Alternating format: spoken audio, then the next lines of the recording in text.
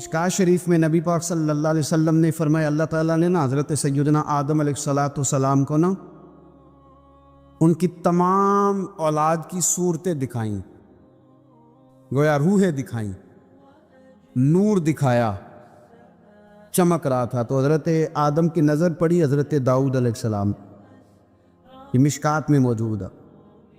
تو آپ نے دیکھا بڑے خوبصورت ہیں حضرت داؤد علیہ السلام، تو فرمایا یہ میرا بیٹا بڑا حسین و جمیل ہے، عمر کتنی ہوگی اس کی؟ تو فرشتے نے عرض کی حضور 60 سال۔ یہ عالم ارواح میں بات ہو رہی ہے۔ حضرت آدم علیہ السلام فرمانے لگے اس طرح کرو، میرے 40 سال کاٹ کے اس کو دے دو۔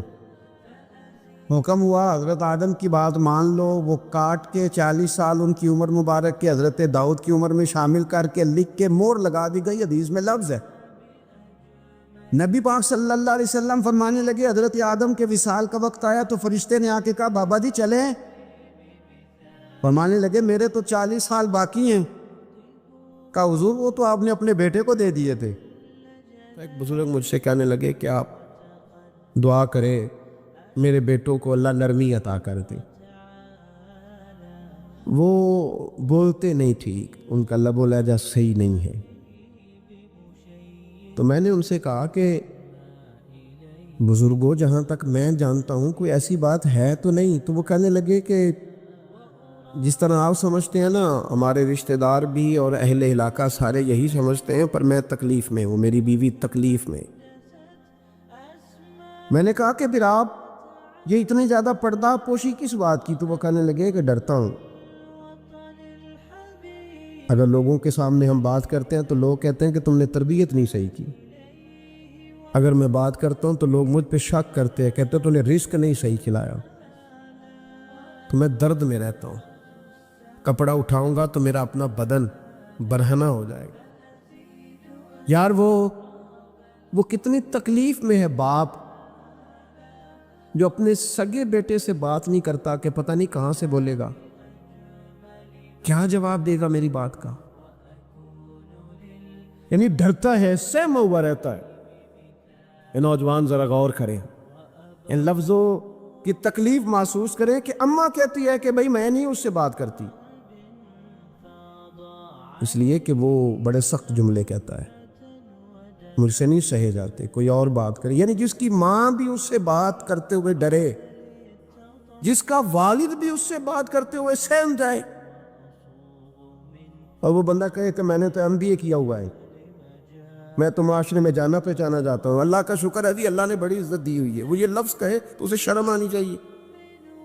جس کے استاد بھی اسے کام بتاتے ہوئے ڈرے کہ بدتمیز ہے، نہیں کرے گا کہ نہیں۔ اگلے لفظ اس سے بھی خطرناک ہیں، جس کا مرشد بے جھجک جسے کام ہی نہ بتا سکے، اور جس کو کام کہنا ہی چھوڑ دے، جس کے حوالے سے لوگ خاموش ہو جائیں کہ بس مطلب کیا ضرورت ہے، جب اس پہ بات بوجھ بنے گی تو اس شخص کو پھر سوچنا چاہیے نا کہ وہ زندگی کس لیے گزار رہا، اس کا پھر انداز کیا ہے۔ بزرگ جن کی وجہ سے تکلیف میں ہو، آزمائش میں ہو، درد میں ہو، اور یار جو آدمی نیک ہو رب فرماتا ہے اس کا تو میں حیا کرتا ہوں، اللہ کہتا ہے اس کی تو میں قدر کرتا ہوں، میں اس کی۔ دیکھیں نا میرے نبی کریم صلی اللہ علیہ وسلم نے فرمایا جب سفید داڑھی والا شخص قبر میں جاتا ہے، یہ ترمذی کی حدیث ہے، تو رب کریم فرماتا ہے فرشتوں اسے عذاب نہ دینا، مجھے حیا آتی ہے، یہ سفید بال لے کے آ گیا۔ تو جس کی اللہ حیا کرے اس کی میں نہ کروں، اس کی نوجوان نہ کرے، اس کا سیان، جس کی اللہ حیا کرے اس کی ہم حیا ہی نہ کریں، ہمارا لب و لہجہ خطرناک اور خوفناک حد تک چلا جائے، ہمیں ڈھب اور سلیقہ ہی نہ ہو، ہم کہیں او گرم خون ہے جی ذرا احتیاط سے بات کرنا، کیا معنی ہوا اس بات کا؟ گرم خون اور ہوتا ہے اور بے ادبی والا خون اور ہوتا ہے، ان دونوں میں فرق ہوتا ہے۔ حضرت سعد بن معاذ رضی اللہ تعالیٰ عنہ نبی پاک صلی اللہ علیہ وسلم کے پاس آئے تو ان کے قبیلے کے کچھ نوجوان بھی وہاں بیٹھے تھے۔ حضرت سعد بن معاذ ان میں سے بوڑھے تھے، بزرگ تھے، اور جب وہ آئے تو وہ نوجوان بیٹھے رہے نبی کریم صلی اللہ تعالیٰ علیہ وآلہ وسلم نے پہلے ان نوجوانوں کو دیکھا کہ آپ کے ساتھ کچھ دیر رہے اور چلے گئے، تو اللہ کے رسول علیہ السلام نے فرمایا تمہارے قبیلے کا بڑا تھا، تم نے اٹھ کے استقبال ہی نہیں کیا، تم نے توجہ ہی نہیں کی، تم نے اعزاز ہی نہیں دیا، تم نے یہ خیال نہیں کیا کہ ایک بڑا آیا ہے، تم نے اس کو تکلیف دی۔ اعزاز، اکرام، بھائی کیا حرج ہوتا ہے تھوڑا سا اگر کسی بزرگ کو جگہ آگے دے دی جائے؟ اس میں کیا فرق پڑتا ہے کہ اگر آپ کسی لائن میں لگے ہوئے ہیں تو کسی بوڑھے کو کہیں کہ جناب بابا جی آپ آ جائیں؟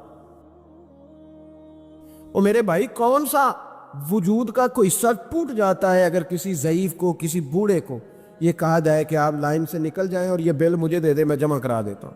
کیا تکلیف ہوتی ہے؟ ہمارے ہاں تو بوڑھوں کی چارپائیاں گھر میں اب علیحدہ رہتی ہیں، الگ رہتی۔ بیٹا اے سی والے کمرے سے نکلتا ہے اور وضاحت دیتا ہے ہر آنے جانے والوں کو کہ ابا جی کی ہڈیاں درد کرتی ہیں، لہذا وہ اے سی والے کمرے میں رہنا پسند نہیں کرتے۔ تو میں تو کہتا ہوں کہ یہ وضاحت آپ کو کیوں دینی پڑی؟ یہ بات تو ابا جی کو کرنی چاہیے تھی۔ یہ وضاحت جو آپ نے دی ہے یہ تو ابا جی کو دینے والی وضاحت تھی، آپ نے کیوں دی؟ ابا جی کے لیے اس طرح کا کمرہ ہے گھر میں جس طرح کا سٹور ہوتا ہے نا پرانے کپڑے رکھنے والا،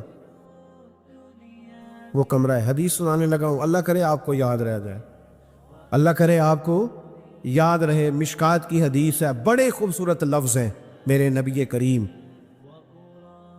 علیہ الصلوۃ والسلام نے فرمایا رب جو تمہیں روزی دیتا ہے نا یہ تمہارے ضعیفوں کی برکت سے دیتا ہے۔ وہ جو 90 سال کی اماں گھر میں ضعیف پڑی ہے نا، اسے سکریب کا مال نہ سمجھنا، تیرے اوپر جو خدا کا کرم بس برس رہا ہے تو اس بوڑھی کی وجہ سے برس رہا ہے، اس بوڑھی کی وجہ سے برس رہا ہے۔ اور نبی کریم علیہ الصلوۃ والسلام نے ارشاد فرمایا سن اور یاد رکھ، فرمایا رب تم سے ناراض ہوتا ہے، وہ بارشیں روکنا چاہتا ہے، تمہیں قحط میں مبتلا کرنا چاہتا ہے، لیکن تمہارے ضعیفوں کے سبب تمہیں بارشیں عطا کر دیتا ہے، تمہارے کمزوروں کے۔ اس کمزور سے کوئی بیمار بھی مراد لیا جا سکتا ہے، عورت اور بچی بھی مراد لی جا سکتی ہے، بوڑھے لوگ بھی مراد لی ہیں شارحین حدیث میں۔ ان کے سبب سے اللہ تم پر بارشیں برساتا ہے۔ تو جو تیرے لیے ذریعہ بخشش ہے، جو تیرے گھر میں رزق آنے کا سبب ہے، ان کی باتیں تو لگتی ہیں بری، ان کو تو حکا دے کونے میں بٹھا دیا ہے۔ اور اگر کبھی دل کرے تو تعارف کراتے ہیں آنے والے مہمانوں سے کہ یہ ابا جی ہے، اس سے زیادہ کوئی ان کا گھر میں کردار نظر نہیں آتا۔ یہ ظلم ہے، یہ زیادتی ہے۔ بوڑھوں کا اکرام کرنا، ان کو پیار دینا، ان کو اعزاز دینا، ان کو ہمیشہ سربراہ بنا کے رکھنا، ان کے ساتھ اس طرح کا رویہ رکھنا کہ جیسے کسی بڑے شان والے آدمی۔ میں اکثر یہ رونا روتا ہوں، میں کہتا ہوں کہ ابے کی بھی عزت ہو سکتی ہے، پر شرط یہ ہے کہ ابا امیر ہونا چاہیے۔ اگر تو ہو نا 6-7 مربع زمین کا مالک تو پھر تو پوتے کیا پڑ پوتے بھی پیر دباتے، لیکن اگر اس بوڑھے بیچارے کو بچوں سے خرچہ لینا پڑے تو پھر اس بیچارے کی کوئی حیثیت ہے؟ ہمارے استاد ایک بات سنایا کرتے تھے، وہ کہتے تھے کہ ایک آدمی نے دعوت پکائی ولیمے کی تو اس نے باہر پہرے دار کھڑے کیے، کہا کوئی غریب آدمی نہ اندر آئے، سارے امیر ہی آئیں۔ اور میرا تجربہ یہ ہے کہ اب غریبوں کو شوق ہو گیا امیروں کو دعوت دینے کا۔ ناراض تو نہیں ہو گئے آپ لوگ؟ یہ میں تجربے کی بات کر رہا ہوں۔ کبھی کسی غریب کے فنکشن میں جانے کا اتفاق ہوتا ہے نا تو مجھے یوں لگتا ہے کہ اس کا دل تھا کہ غریب کوئی بھی نہ آئے، غریب کو دعوت دینا پسند ہے، تو امیر تو پہلے نہیں اسے بلاتا، تو پھر بلائے گا کون؟ اس نے شیخ صاحب نے ولیمہ اپنے بیٹے کا کیا تو باہر جو پہرے دار تھے ان سے کہا کہ کوئی غریب آدمی اندر نہ آئے، امیر بندے صرف۔ اور نبی پاک صلی اللہ علیہ وسلم نے ایسے ولیمے پر لعنت برسائی ہے، فرمایا لعنتیا وہ دعوت جس میں صرف امیر آئیں اور غریب نہ آئیں۔ اس نے کہا بھی صرف نہ امیر لوگ آئیں، تو ایک بندہ تھا بڑا امیر لیکن بیچارہ نہ کہیں کام کاج سے اٹھ کے ہی آ گیا،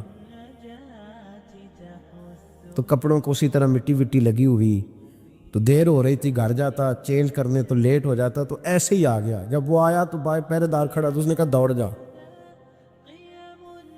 تیرا کوئی مطلب نہیں ہے یہاں۔ اس نے کہا یار میں سیٹھ آدمی ہوں، بدرا کپڑے نہیں بدلے۔ اس نے کہا سیٹھ ہوتا تو تیرے کپڑوں سے پتہ نہ چلتا۔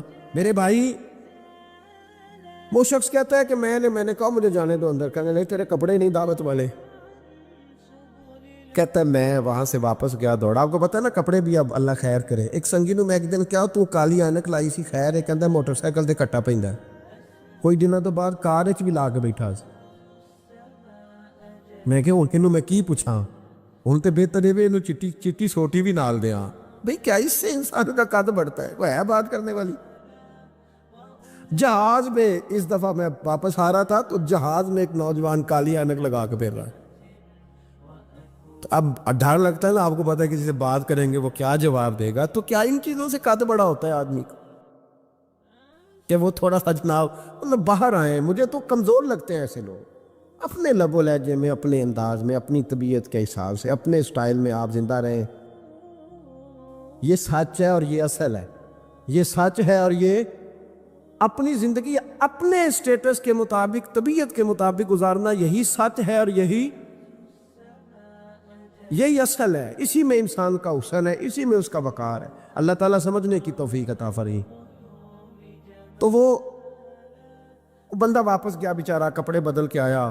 اس نے بھی کہا کہ جانا میں نے بھی ضرور ہے، پر تنگ بڑا آیا. گھر گیا، مایا شایا والے کپڑے پہنے، سمجھ لے کالی اینک بھی لگا ہی نہیں. آیا تیار شیار ہو کے، کوٹ شوٹ پہن کے، ٹائی شائی کے ساتھ. جب واپس آیا تو وہ جس نے کہا تھا نا داخل نہیں ہونے دینا، اس نے خود دروازہ کھولا. وہ بندہ سیدھا اسٹیج پہ چلا گیا اور لوگ کھا رہے تھے پلیٹوں میں سالن. اس نے پورا ڈونگا ہی لے لیا اور وہ لے کے نا سامنے رکھا اور ایک کونے سے اپنا کرتا پکڑ کے اس میں ڈبویا، پھر دوسرے سے پکڑ کے اس میں ڈبویا، پھر پیچھے سے پکڑ کے. لوگ کہنے لگے پاگل ہو گیا. کہنے لگا نہیں، میری تو دعوت نہیں، دعوت تو کپڑوں کی ہے. میری کہاں دعوت ہے؟ اس لیے کہ میں تو آیا تھا، مجھے تو داخل ہی نہیں ہونے دیا. یہ تو دعوت ہے میرے. کوئی نہیں سمجھ آئی آپ کو میری بات؟ بھئی وہ بھی کوئی انسان ہے جو کسی کو صرف کپڑوں کا حیا کرے. ٹھیک ہے، انسان کا لباس اس کی شخصیت کا آئینہ دار ہوتا ہے، کپڑے اچھے پہننے چاہیے. نبی پاک صلی اللہ علیہ وسلم نے فرمایا تیرے پاس اگر نعمت ہے تو چھپا نہ، اس کا اثر تیرے اوپر نظر ہے. لیکن آپ کسی کو کپڑوں سے جج کریں گے، گاڑی سے جج کریں گے، یہ معیار نہیں ہے. والد کو، استاد کو، مرشد کو کیا اس لیے جج کیا جائے گا کہ اب وہ مالدار ہوگا تو حیا کریں گے؟ اور بھائی ماں اگر کسی کھیت میں بیٹھ کے اپلے بھی تھاپ رہی ہو نا، اور وقت کا شیخ الحدیث کسی بہت بڑی مسجد میں بیٹھ کے حدیث بھی پڑھا رہا ہو، اماں وہاں اپلے تھاپ رہی ہے، تو اس محدث وقت بھی جنت اسی ماں کے قدموں کے نیچے، وہیں سے اسے جنت ملے گی. یہ نہیں ہو سکتا کہ وہ کہے جنت کہیں اور سے مل جائے گی. بے شک وہ بیچاری اپلے تھاپ رہی ہے، گوبر کے ساتھ کام کر رہی ہے. میری بات کی سمجھ آ رہی ہے؟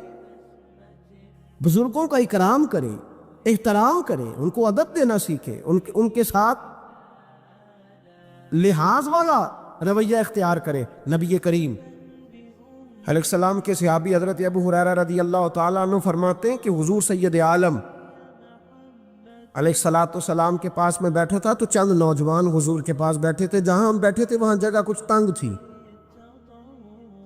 ایک بزرگ آ گئے سفید داڑھی والے، انہوں نے سلام لی. نبی پاک نے ایک سلام کا جواب دیا تو حضور نے نوجوانوں پہ 2-3 دفعہ نظر ڈالی. وہ بیٹھے رہے، ان کو جگہ نہیں دی، تھوڑے سمٹے نہیں. تو کہتے ہیں رسول پاک علیہ السلام نے بات کی تو میں کانپنے لگا. اللہ کے حبیب نے فرمایا من لم یرحم صغیرنا ولم یؤکر کبیرنا فلیس منا. فرمایا جس کو چھوٹے پہ شفقت نہیں کرنی آتی اور جس کو بڑے کی عزت نہیں کرنی آتی، اس کا تو ہم سے تعلق ہی کوئی نہیں. فلیس منا، وہ ہم میں سے. فرمایا وہ آئے، تم نے جگہ ہی نہیں دی. یہ سفید داڑھی والے شخص کا اکرام نہیں کیا، اس کو تم نے جگہ ہی نہیں دی. اور ہم لوگ یہ سمجھتے ہیں، یہ نوجوان یہ سمجھتے ہیں کہ ہم نے کون سا بوڑھے ہونا ہے. ہم نے کون سا بوڑھے ہونا، ہم نے تو سدا جوان ہی رہنا. ایک کلرک نے نا ایک دفعہ کسی بہت بڑے رائٹر کو کہہ کہ اپنے نام سمیت، اس نے کہا تھا میرا نام، ایڈریس، فون نمبر سمیت یہ بات اپنے کالم میں درج کر دو. اس نے کہا کہ میں کلرک تھا، تنخواہیں وغیرہ دیتا تھا کسی بینک میں یا کسی ایسے ادارے میں ملازم تھا جہاں میں وہ چیزیں دیا کر. تو کہتے ہیں کہ میں وہاں یہ کام کرتا تھا تو بوڑھے لوگ، آپ کو پتہ ہے ضعیف لوگ آتے ہیں بیچارے پینشن لینے، کسی بچے کی منت کرتے ہیں، وہ لے کے جاتا ہے، بابا جی کو یہ بھی نہیں پتہ انگوٹھا کہاں لگانا، فارم کیسے فل کرنا ہے۔ تو یہ سرکاری عہدوں پہ بیٹھے لوگ معاذ اللہ تنگ ہوتے ہیں اور کئی دفعہ غلط جملے استعمال کرتے ہیں۔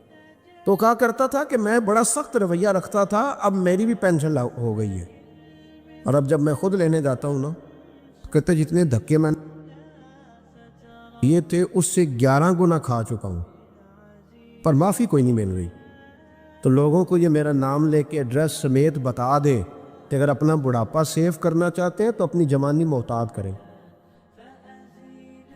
اگر اپنا بڑھاپا سیو کرنا چاہتے ہیں تو اپنی جوانی، اور بڑھاپے میں باتیں برداشت جوانی میں برداشت ہوتی ہیں، بڑھاپے میں تو لفظ صحیح بھی نہیں جاتے، آنسو خود بخود نکل جاتے ہیں جب بچہ بات کرتا ہے۔ سنو، یہ نوجوان یہ حدیث یاد کر لیں، یہ طبرانی میں موجود ہے، میرے نبی کریم علیہ الصلوۃ والسلام نے فرمایا، یہ حدیث یاد کر لینی ہے، پڑھیے درود صلی اللہ ہو، پھر کہیے صلی اللہ ہو، چلے تیسری دفعہ بھی پڑھ لے صلی اللہ ہو۔ رسول پاک علیہ الصلوۃ والسلام نے فرمایا، جو شخص اپنی جوانی میں کسی بوڑھے کی عزت کرے گا، جب وہ بوڑھا ہوگا تو اللہ اسے کئی گنا بڑھ کے اس کی عزت کرائے گا، اس کی کی گئی عزت سے کئی گنا بڑھ کے رب پھر اس کی عزت کرائے گا۔ نوجوان اکرام کرنا سیکھیں، بزرگوں کا احترام کریں، اپنے بڑوں کے ساتھ، اور بڑوں میں جتنے بھی صاحب فضیلت بڑے ہیں، آپ کا جو استاد ہے وہ آپ کے لیے بڑا قابل احترام ہے، بڑا قابل احترام ہے۔ میں ماسٹر کی ڈگری لینے کے بعد اب بھی کبھی گاؤں میں اپنی پرائمری کے ٹیچروں کو دیکھتا ہوں، اب بھی تو احساس پیدا ہوتا ہے کہ یہ اگر ہمیں وہ الف با تا سا نہ پڑھاتے، شروع کی کتابیں، یہ المدہ عام نہ پڑھاتے، تو پھر اس سے آگے بھی ہمیں پڑھنا نہ آتا۔ اور اگر آپ کو اللہ تعالیٰ سمجھ دے نا، توفیق دے، تو یہ سمجھیں کہ جو چھوٹا استاد ہوتا ہے اس کی محنت زیادہ ہوتی ہے۔ ہاں، یونیورسٹی والے جو ٹیچر ہیں تو لیکچر لے کے چلے جاتے ہیں، تو وہ جس نے رٹا لگایا نا پہاڑے یاد کرانے کا، ہاں، وہ جس نے آپ کو املا لکھنی سکھائی ہے نا، اس کی محنت، اگرچہ اس کی تعلیم میٹرک پی ٹی سی ہے، اگرچہ اب آپ اس سے کئی گنا زیادہ تعلیم حاصل کر گئے، لیکن اصل مشقت اس قاری صاحب کی ہے جس قاری نے آپ کو قاعدہ پڑھایا ہے، جس نے تلفظ ٹھیک کرایا ہے۔ ابتدائی کتابوں کے اساتذہ کی مشقت زیادہ ہوتی ہے، بڑے لوگ تو لیکچر دے کے چلے جاتے ہیں۔ تو بھائی ادب کرنا سیکھیں۔ میرے رسول پاک صلی اللہ علیہ وسلم نے ارشاد فرمایا، حضور فرمانے لگے، ایک تیرا باپ وہ ہے جس کی صلب سے تو پیدا ہوا، اور ایک تیرا باپ وہ ہے جس نے اپنی بیٹی دے کے تجھے بیٹا بنایا، اور فرمایا ایک تیرا باپ وہ ہے جس نے تجھے تعلیم دی۔ وہ تیرا باپ ہے، اس کا اکرام کر، اس کا ادب۔ اور حضرت مولا علی شیر خدا نے تو شیروں جیسی بات ہی کر رہی، بڑے لوگ بڑی بڑی باتیں، اتنی بڑی بات اس موضوع پر میں نے تلاش کیا ہے، میں نے بڑے لوگوں کو پڑھا ہے اس عنوان پر، لیکن اتنی بڑی بات کہیں نہیں ملی۔ حضرت علی المرتضیٰ رضی اللہ تعالیٰ عنہ فرمانے لگے، جس نے مجھے ایک حرف سکھایا ہے وہ میرا استاد ہے، اگر وہ چاہے تو مدینے کے چوک میں کھڑا کر کے مجھے بیچ دے، میں اس کے ہاتھوں بکنے کو بھی تیار ہوں۔ وہ جس نے مجھے ایک حرف، اساتذہ کا احترام نہیں، اساتذہ پریشان، استاد تو بیچارہ روز کٹہرے میں کھڑا ہے، روز کٹہرے، روز لوگ اس کو کہتے ہیں کہ جناب آپ نے یہ بات کیسے کر دی، آپ کی جرت کیسے ہوئی۔ اور جن لوگوں کا یہ تصور بن گیا تھا نا کہ رب کے سامنے کھڑے ہونا ہے، منہ دکھانا ہے مالک کو، جن کا یہ تصور بن گیا تھا، بچ گئے تھے۔ ہم دنیا میں جینے کے لیے سارا کچھ کرتے ہیں، رب رسول کو منہ دکھانے کے لیے نہیں کرتے۔ جن کا یہ تصور بن جاتا ہے نا، تو رب کہتا ہے وَلِمَنْ خَافَ مَقَامَ رَبِّهِ جَنَّتَانِ، فرمایا جو میرے سامنے کھڑے ہونے سے ڈرے گا میں اسے 2 جنتیں عطا کروں گا۔ وہ سمجھ جائے، اس کے لیے 2 جنتیں ہو جائیں گی۔ بڑا روتے ہیں لوگ، میں نے روتے دیکھے ہیں دولت کے لیے، دنیا کے لیے، دوستوں کی بے وفائی پر، اپنے بچوں کی نافرمانی پر، پیسے نہیں ہیں تو رو پڑے، فلانے نے مجھے تنگ کیا تو رو پڑے۔ لوگوں کے لیے روتے ہیں، انسانوں کے لیے روتے ہیں، رب کے لیے رو کے دیکھ۔ اور نبی اکرم صلی اللہ تعالی علیہ وسلم نے فرمایا اگر تم اپنے رب کو کما حقہ پہچان کر دعا مانگو گے نا تو تمہاری دعاؤں سے پہاڑ بھی ہل جایا کریں گے، لیکن یہ دو چیزیں پیدا کرو، ایک تو اللہ کا خوف تمہارے دل میں آئے اور دوسرا معرفت الہی کا شوق پیدا۔ اگر طبیعت کے اندر یہ چیزیں پیدا ہو جائیں، خوف خدا نصیب ہو جائے اور صحیح معنوں میں نصیب ہو۔ آج کل بڑا لوگ کہتے ہیں اللہ سے ڈر، پر دوسروں کو جب مال خرید رہے ہوتے ہیں پھر کہتے ہیں اللہ کا خوف کر، اور جب بیچ رہے ہوتے ہیں تو جب کسی کو پیغام دین دے رہے ہوتے ہیں تو کہتے ہیں اللہ کا خوف کر، اور جب تیرے تک بات پہنچتی ہے تو پھر معاملہ ختم ہو گیا۔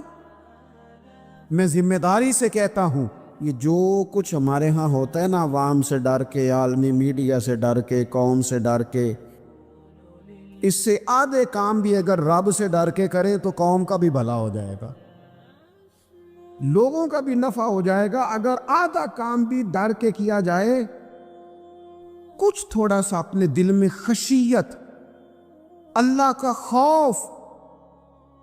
حضور فرمانے لگے جتنا مکھی اور مچھر کا پر ہوتا ہے نا، اگر اتنے آنسو رب کے خوف سے تیری آنکھ سے نکل گئے تو حضور فرماتے ہیں جس طرح بھینس کے تھنوں سے نکلا ہوا دودھ دوبارہ تھنوں میں نہیں نہ جاتا، اگر کوئی اتنا بھی رو پڑا جتنا مکھی اور مچھر کا پر ہوتا ہے تو اس بندے کو اللہ دوزخ میں داخل نہیں کرے گا۔ شرط کیا ہے؟ اللہ کے خوف سے، رب کے خالصتاً اللہ کے خوف سے۔ اور تھا لوگوں کو اللہ کا خوف، رب کے سامنے کھڑا ہونا ہے تو ڈرتے تھے۔ حضرت عمر کا جب آخری وقت آیا تھا تو اپنے بیٹے سے کہا تھا مجھے اٹھا کے زمین پہ رکھ دو، میں اپنی پیشانی زمین پہ رکھ کے اپنے رب سے معافی مانگ۔ حضرت عثمان غنی جیسے لوگ جب قبر کو دیکھ لیتے تھے تو پھر تڑپ کے ان کی ساری داڑھی آنسوؤں سے بھر جاتی۔ حضرت مولا علی شیر خدا رضی اللہ تعالیٰ عنہ نماز کی نیت باندھنے لگتے تو وجود کانپتا، راشا طاری ہو جاتا۔ علی آپ تو شیر ہیں میدانوں کے، ہزاروں لاکھوں تلواروں کے بیچ کبھی نہیں لڑکھڑائے، لیکن یہاں رب کی بارگاہ میں آتے کانپ کیوں گئے؟ تو فرمانے لگے تمہیں پتہ نہیں کس کی بارگاہ میں حاضر ہونے لگا ہوں؟ اس سے ڈر آتا ہے، مالک کے حضور آ گیا، ڈر آتا، ڈرتے تھے۔ میرے نبی پاک علیہ السلام نے فرمایا اللہ کا خوف یہ دانائی ہے، یہ حکمت ہے۔ اور صحیح بخاری میں لفظ ہیں، نبی پاک صلی اللہ تعالیٰ علیہ وسلم نے فرمایا ایک شخص تھا، بخاری مسلم میں موجود ہے، ایک بندہ تھا، اسے نہ بڑا ڈر آتا تھا کہ رب جب سوال پوچھے گا تو میں نے کیا جواب دینے ہیں۔ اور ہمیں ہمارے نبی پاک علیہ السلام نے فرمایا بھی ہے، حضور نے فرمایا رب تم سے نہ 5 سوال پوچھے گا قیامت کے دن اپنے سامنے کھڑا کر کے۔ ساری تیاری لائق بچے بھی جب کر لیتے ہیں نا پیپر دینے کی، ذہین بچے ساری تیاری کر کے نا تو کمرہ امتحان میں جاتے ہوئے پھر بھی ڈرتے ہیں اور کہتے ہیں حضرت صاحب دعا کرنا میرا پیپر ہے۔ بچہ لائق بھی ہے، محنتی بھی ہے، تیاری بھی، لیکن ڈر آتا ہے۔ ڈر آتا تھا جب پیپر سٹارٹ ہوتے تھے نا تو کئی قسم کی ایکٹیویٹیز چھوڑ دی جاتی تھی، کھیل چھوڑ دیے جاتے تھے۔ میں نے دیکھا ہے بچے نمازیں شروع کر دیتے تھے، ڈر آتا ہے کہیں پیپر میں کمی نہ کوئی رہ جائے۔ دنیا کے پیپر کے بارے میں یہ معاملہ ہے، اور جب صبح قیامت سوال جواب کیے جائے حضور فرماتے 5 سوال رب پوچھے گا تم سے قیامت میں۔ سب سے پہلی بات، میں نے تمہیں عمر دی تھی، کہاں گزاری تم نے؟ ضائع کر دیا ٹائم سارا، ادھر ادھر بھاگتے آتے جاتے مال کماتے۔ اور پھر عمر میں ایک بہترین حصہ جوانی ہے۔ حضور فرماتے ایک سوال یہ ہوگا، دوسرا جوانی کہاں گزاری؟ اور تیسرا سوال پوچھا جائے گا، بتاؤ مال کہاں سے کمایا، ذرائع کیا تھے، جائز طریقہ اختیار کیا کہ ناجائز؟ اور چوتھا سوال یہ ہوگا، یہ بتاؤ تم نے خرچ کہاں کیا؟ اللہ نے اپنے فضل سے دیے تھے پیسے، تم نے ناجائز جگہ پہ تو نہیں لگا دیے؟ اور پانچواں سوال یہ ہوگا کہ جو تمہیں پتہ تھا، جو تم جانتے تھے، جس کا تمہیں علم تھا، جس کا تمہیں شعور تھا، بتاؤ تم نے اپنے علم پر عمل کتنا کیا؟ میرے عزیز، یہ 5 سوال نبی پاک علیہ السلام فرماتے ہیں۔ ایک بندہ تھا جو بڑا ڈرتا تھا رب کی بارگاہ میں کھڑا ہونے سے، اتنا ڈرتا تھا کہ خوف طاری ہو گیا، اس پر خشیت پیدا ہو گئی۔ اس نے اپنے بچوں سے کہا، جب میں مر جاؤں نا، یہ صحیح حدیث میں موجود ہے، جب میں مر جاؤں نا تو مجھے جلا دینا، اور پھر اگر میرے وجود کا کچھ حصہ بچ جائے تو اسے پیس دینا، پھر اسے ہوا میں اڑا دینا، مجھے ختم کر دینا۔ میں اپنے رب کی بارگاہ میں کھڑا ہو کے سوالوں کا جواب نہیں دے سکتا۔ پتہ تے سارا ہے نا سردار نو کیتیاں دا، من دانم کے من دانم، جو اعمال کیے ہیں اس کی خبر تو ہے نا۔ باقیوں کو شک ہے کہ اس میں گناہ کیا ہوگا، پر ہمیں اپنا تو پاک ہے نا، پتہ تو سارا ہے نا۔ کہا میں نہیں کھڑا ہو سکتا اس کے حضور، مجھے جلا دینا، میری راکھ بھی بہا دینا، اڑا دینا ہواؤں میں۔ نبی پاک علیہ السلام فرماتے بندہ تھا سچا، یہ کام اس نے کیا اللہ سے ڈر کے۔ کریم محبوب علیہ السلام فرمانے لگے، اللہ تعالیٰ نہ قیامت کے دن ذرات کو حکم دے گا کہ اس کے وجود کے ذرے جمع کرو، اس کا وجود جمع کیا جائے گا۔ جس رب نے پہلے بنایا ہے وہ دوبارہ بنانے پر بھی قادر ہے۔ اس کے ذرات کو جمع کر کے، گوشت پوشت دے کے، وجود دے کے کھڑا کر کے اللہ پوچھے گا، بتا یہ کام کرنے کا تجھے کس نے کہا؟ عرض کرے گا، مالک میں ڈر گیا تھا نا، تیری بارگاہ میں کھڑا ہوں، سوالوں کے جواب دوں، یہ کام مشکل تھا، میں ڈر گیا۔ تو نبی پاک صلی اللہ تعالی علیہ وسلم فرمانے لگے، رب فرمائے گا، فرشتو یہ میرا بندہ نہ سچ کہتا ہے، یہ واقعی مجھ سے ڈر گیا تھا، گواہ ہو جاؤ میں نے اس کے لیے جنت کا فیصلہ کر دیا۔ میرے دوستو، اپنے دل کو خشیت والا کریں۔ دل نہ سخت ہو گئے ہمارے، کیسے نرم ہوں گے؟ قرآن پاک پڑھنے سے۔ دل کیسے نرم ہوں گے؟ اللہ کا ذکر کرنے سے۔ دل کیسے نرم ہوں گے؟ قبرستان جانے سے، اپنوں کی قبریں دیکھنے سے۔ دل کیسے نرم ہوں گے؟ کبھی ہسپتال کا چکر لگا کے آؤ، دیکھو طبیعت کیسے نرم ہوتی۔ دل کیسے نرم ہوگا؟ کسی کے دکھ کو دکھ سمجھنے سے۔ دل کیسے نرم ہوگا؟ اللہ کی مخلوق سے محبت کرنے سے۔ دل کیسے نرم ہوگا؟ تنہائی میں رب کی بارگاہ میں رونے سے۔ دل کیسے نرم ہوگا؟ خالص اللہ کی رضا سے کسی کی خدمت کرنے سے۔ دل کیسے نرم ہوگا؟ یتیم کے سر پہ ہاتھ پھیرنے سے۔ دل کیسے نرم ہوگا؟ جب ہم اپنے مالک کی بارگاہ میں بیٹھ کے لمبی دعائیں مانگیں گے۔ دلوں کو نرم کرنے کی طرف لاؤ، اللہ کا خوف، خشیت اپنی طبیعت میں پیدا کرو۔ اس سے پہلے کہ تندرست جسم بیمار ہونے لگے. ڈاکٹر کہتے ہیں پتہ ہی نہیں چل رہا, رپورٹیں تو ٹھیک ہیں ساری, سمجھ نہیں آ رہی. ہمارے ہاتھوں سے کئی لوگ نکل گئے, کوئی پتہ نہیں چلا. دیر کے بعد خیال آیا کہ صبح بتایا تھا ڈاکٹر نے کہ تو لاہور چلا جا, یہ کبھی رات کو بتا دیتا نا. ہاتھوں سے نکل گئے بڑے لوگ, بڑی چیزیں نکل گئی. ہماری تیاری ہے سب کی, وہاں جانے سے کسی کو مفر نہیں اور کسی کو مکر نہیں. جانا ہے اپنی زندگی کے اندر خشیت الہی. کچھ کام فقط اس لیے چھوڑ دے, کوئی ہمیں روکنے والا نہیں, ٹوکنے والا نہیں, منع کرنے والا نہیں, دیکھنے والا نہیں, اس لیے چھوڑ دو کہ میرا رب نہ ناراض ہو جائے. کسی کی ہمیں مجبوری نہیں, کسی کی ہمیں پابندی نہیں, کوئی کسی کی طاقت نہیں ہمیں کہہ سکے, لیکن کچھ کام فقط اس لیے شروع کر دو کہ میرا اللہ راضی ہو جائے. ہمارے صوفیاء فرماتے ہیں کہ کسی بندے کے دل میں نا, وہ کہتے ہیں نا لوگ کہ بریک ٹھیک کر لو تو پھر گاڑی روڈ پہ چڑھا لو پھر خیر ہے.